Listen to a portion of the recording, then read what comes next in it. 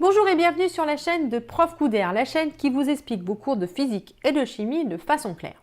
Si vous voulez encore plus d'aide et des bonus, n'hésitez pas à aller voir en description, je vous mets des liens. Dans cette vidéo, je vais vous faire un cours de langue étrangère. Je vais vous apprendre à parler la langue des chimistes. En effet, la chimie, c'est la science des molécules. Et pour pouvoir parler des molécules, il faut bien pouvoir les représenter, notamment les dessiner. Pour ça, il y a plusieurs façons de faire qu'on va explorer ici. Alors, il faut déjà commencer par se rappeler ce que c'est qu'une molécule. Une molécule, c'est un assemblement d'atomes qui sont reliés entre eux par des liaisons chimiques. Si vous n'êtes pas au point sur ce que c'est qu'une liaison chimique, vous pouvez aller voir ici une vidéo où je vous explique ce que c'est. Donc, pour les décrire, les chimistes utilisent différentes sortes de représentations suivant ce dont ils ont besoin. Par exemple, s'ils ont besoin de la géométrie ou non. Il faut se rappeler aussi que les chimistes sont des gens qui sont fainéants, c'est-à-dire qu'ils n'aiment pas écrire plus que nécessaire. Donc, ils vont avoir tendance à enlever toutes les choses qu'ils jugent non nécessaires. La première façon de représenter une molécule, c'est grâce à sa formule brute.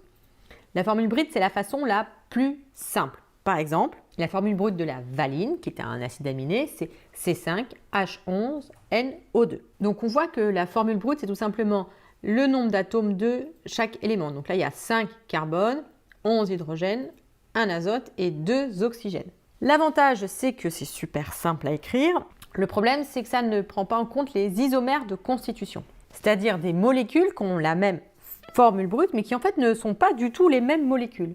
Par exemple, si je vous dis C2OH6, eh bien pour cette même formule brute, on a deux molécules différentes qui peuvent être l'éthanol ou l'éthéroxyde. L'éthanol, c'est ce qu'on trouve dans le vin ou dans les alcools forts, d'accord? C'est issu de la fermentation du sucre. L'éthéroxyde, c'est un solvant qui a une odeur très caractéristique et qui peut engendrer des addictions. Donc, vous voyez, ça ne se voit pas par exemple.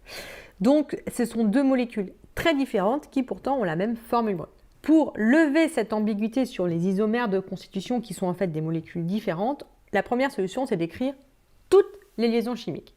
Cette première façon de faire, c'est ce qu'on appelle la formule développée. Alors, si on se rappelle de la valine, dont la formule brute est C5H11NO2, si je dessine sa formule développée, j'obtiens ça. Alors, vous voyez, toutes les liaisons chimiques sont écrites. Donc là, il n'y a plus de problème d'isomère, on voit toutes les liaisons chimiques. Il y a quand même deux problèmes, c'est que déjà, c'est pas forcément très clair, et surtout, vous vous rappelez, les chimistes sont des fainéants. Et là, vous voyez, il y a plein de choses à écrire, c'est très fastidieux. Du coup, c'est peu utilisé. La formule développée, elle est peu utilisée. Déjà, la première chose qu'on peut faire, c'est grouper ensemble les atomes qui vont ensemble. Et notamment en chimie organique notamment, il y a tout le temps beaucoup de liaisons CH, vous voyez, qui apportent pas grand-chose parce que c'est toujours les mêmes. La liaison CH, c'est forcément une liaison simple. Donc, comme c'est une information qu'on a déjà, en fait, ce qu'on va faire, c'est qu'on va enlever les liaisons CH et on va mettre les H à côté du C. Donc, vous voyez, j'obtiens des groupements CH comme ça, CH3, CH, je peux avoir des CH2 ici. Ici, je n'en ai pas, mais je peux avoir des CH2. D'accord? Et ça, c'est ce qu'on appelle la formule semi-développée. La formule semi-développée, c'est un peu plus utilisé que la formule développée, mais pas non plus des tonnes. Pourquoi? Pour deux raisons. La première, c'est que c'est fastidieux encore, hein, il faut quand même écrire beaucoup de choses. Rappelez-vous, on est des chimistes, on est fainéants. Mais aussi parce qu'il manque des informations, notamment, on n'a pas les doublets non liants. Or, les doublets non liants, c'est important, ça peut même être primordial en chimie organique, puisque ce sont des électrons, et ces électrons peuvent former des nouvelles liaisons, par exemple, dans une réaction chimique. Donc, on a quand même bien envie de savoir où est-ce qu'ils sont ces doublets non liants. Lorsque les chimistes ont vraiment très envie de savoir où sont les doublets non liants, ils vont utiliser une autre représentation qu'on appelle la structure de Lewis. Alors, la structure de Lewis, on a vu le principe dans cette vidéo. Ce sont des petites molécules, mais en fait, on peut le faire sur des molécules d'aussi grand qu'on peut. Et donc, la seule différence entre la formule développée que je vous ai mis là et la structure de Lewis, c'est qu'on voit apparaître les doublets non liants. Donc, en fait, on écrit tous les doublets, qu'ils soient liants ou non liants. Et donc, ça, c'est pratique parce qu'on voit que, par exemple, là, ce doublet-là de l'azote, il peut, hop, créer une nouvelle liaison. Mais bon, le problème, vous voyez tout de suite, c'est que c'est extrêmement fastidieux. Déjà, la formule développée, on avait dit ah c'est long, alors là en plus c'est la même mais on rajoute des doublets. Donc vous imaginez bien que les chimistes ils n'ont pas laissé faire ça, ils ont inventé une autre solution. C'est ce qu'on appelle la représentation topologique. Le principe de la représentation topologique repose sur une propriété des atomes de carbone, qui sont les atomes qui sont le plus courants en chimie orga avec les hydrogènes. On remarque que les atomes de carbone font toujours 4 doublets. Allez, 4 doublets, 4 doublets. Ils n'ont jamais de doublets non liants. D'accord? Et l'autre propriété, c'est que les hydrogènes font toujours un seul doublet. Il n'y a pas d'autre choix, un hydrogène, ça fait un doublet. Donc les carbones font toujours 4 doublets et les hydrogènes en font toujours 1. Eh bien, on va tout simplement arrêter d'écrire les carbones et les hydrogènes.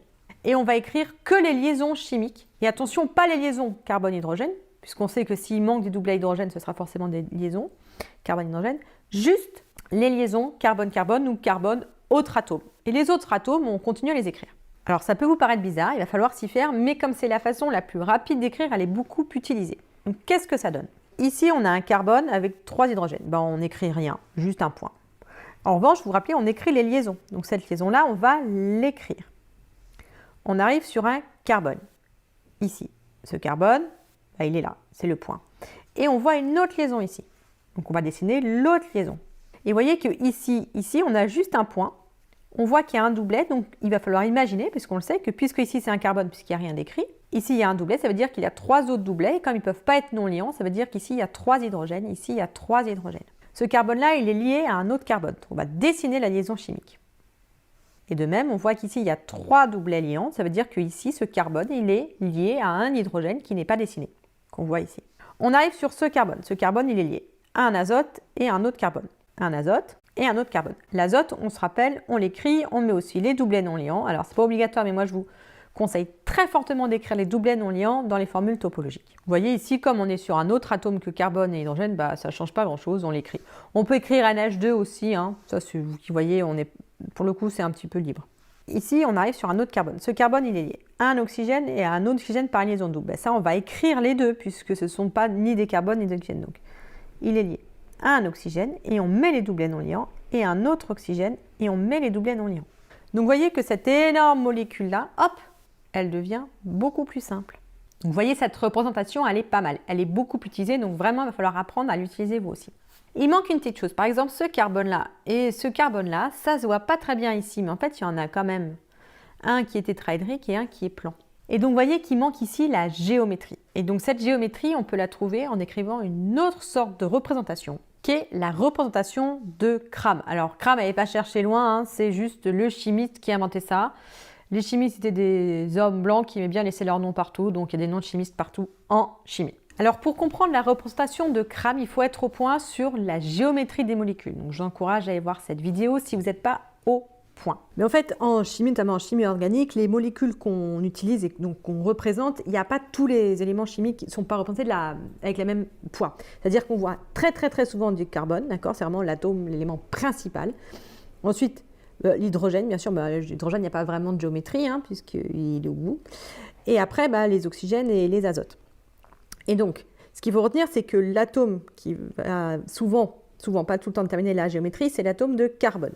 Vous voyez, il y en a un là, un là, un là, un là, un là. Ce qu'on sait sur l'atome de carbone, c'est qu'il a toujours 4 doublets liants. Il n'y a jamais de doublets non liants pour le carbone. Donc, comme il a 4 doublets liants, eh bien, en fait, il n'y a que 2 solutions. La première solution, c'est qu'il a 4 liaisons simples. Comme par exemple, celui-là, vous voyez, il y a 1, 2, il y a une quatrième qu'on ne dessine pas, qui est l'hydrogène. Celui-là, une liaison carbone-carbone et 3 liaisons hydrogène avec un hydrogène. Donc voilà. L'autre solution, c'est que cet atome de carbone, il est aussi une liaison double. Et donc 2 liaisons simples comme celui-là. Une liaison double, une liaison simple, on voit les 4 doublets. Donc là, on sait qu'il n'y a pas d'hydrogène. Hop, 4 doublets. Mais que 3 liaisons. Alors vous me direz, il peut aussi avoir 2 liaisons doubles, c'est vrai, mais en fait ça n'existe que dans CO2, et CO2, il suffit de la prendre, mais du coup on ne voit que dans CO2. Toutes les autres molécules, c'est soit 4 liaisons simples, soit liaisons doubles, 2 liaisons simples. Commençons par le cas où il y a une liaison double et 2 liaisons simples. Donc on voit que là, ce carbone, il est plan. Il y a 120 degrés entre chacune des liaisons, et ce carbone, il est plan. Donc pour représenter la géométrie, il suffit de le dessiner dans le plan, puisque c'est plan, on le met dans un plan, c'est facile. Là où ça devient un tout petit peu plus compliqué, parce que ça devient en 3 dimensions, c'est quand il y a 4 liaisons simples. Donc comme ça devient en 3 dimensions, passons-nous aussi en 3 dimensions. En 3 dimensions, quand on regarde un atome de carbone, ça ressemble à ça. Bienvenue dans la 3e dimension. On voit donc qu'il est tétraédrique. Et on voit que ce tétraèdre, si on le regarde bien, en fait, on peut voir 2 plans. Un plan comme ça, oups, mon carbone s'en va. Un plan comme ça et un deuxième plan perpendiculaire comme ça.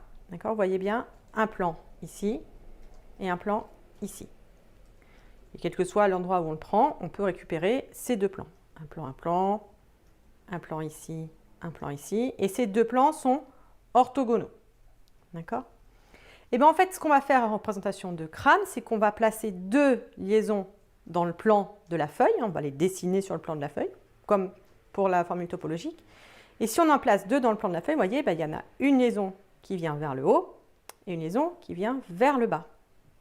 Vous voyez, une vers le haut, une vers le bas. Et bien celle qui va vers le haut, on va la dessiner avec un triangle plein, comme ça. Et celle qui va vers le bas, on va la dessiner avec des petits pointillés, des sortes de petits traits qui montrent aussi un triangle qui montre que ça s'en va.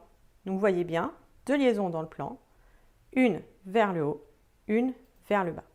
Et donc c'est ça la représentation de Crame, c'est qu'on voit apparaître des petits triangles qui montrent où vont les liaisons, vers le haut ou vers le bas. Alors c'est un peu difficile à comprendre au début, puisqu'on n'a pas forcément l'habitude de ces petits triangles, etc. Mais en fait ça apporte plein d'informations et c'est pas beaucoup plus long à dessiner, donc en fait ça arrive très souvent qu'on utilise la représentation de Crame. Alors pour résumer, quelles sont les représentations de molécules que vous devez connaître? La première, la plus simple, c'est la formule brute, avec le nombre des atomes, le nombre des éléments et le nombre qu'il y a dans chaque molécule. Le problème, c'est qu'on ne peut pas différencier les isomères. Pour déterminer les isomères de constitution, il faut faire soit la formule développée ou semi-développée.